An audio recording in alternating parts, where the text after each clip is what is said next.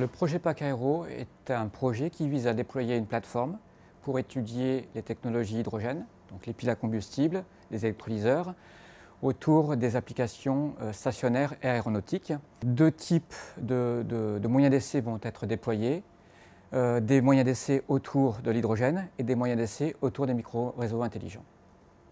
Les laboratoires impliqués sont le Laplace, qui est porteur du projet, le LGC, le CIRIMAT et l'IMFT.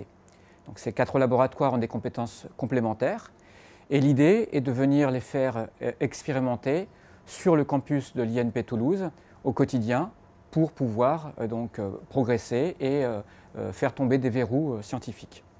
Ce projet étant très ambitieux, nous avons dû embaucher un certain nombre d'ingénieurs pour mener à bien ce projet.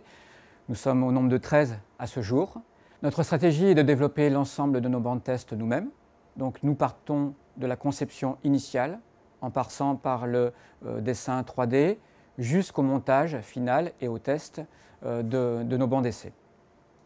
Nos partenaires actuels sont Airbus, Safran et Zodiac. Nous avons un très gros projet commun au sein de l'IRT autour de la faisabilité de l'introduction des piles à combustible dans les applications aéronautiques.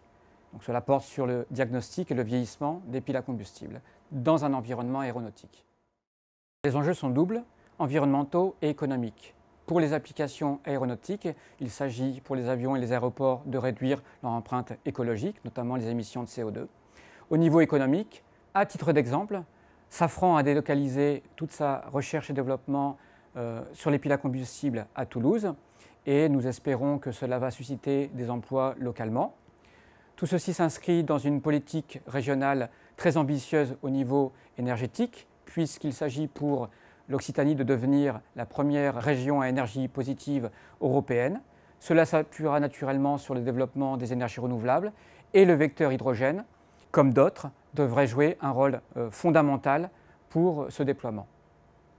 Pour moi, l'innovation, c'est participer à la transition énergétique en introduisant une rupture technologique forte comme l'hydrogène.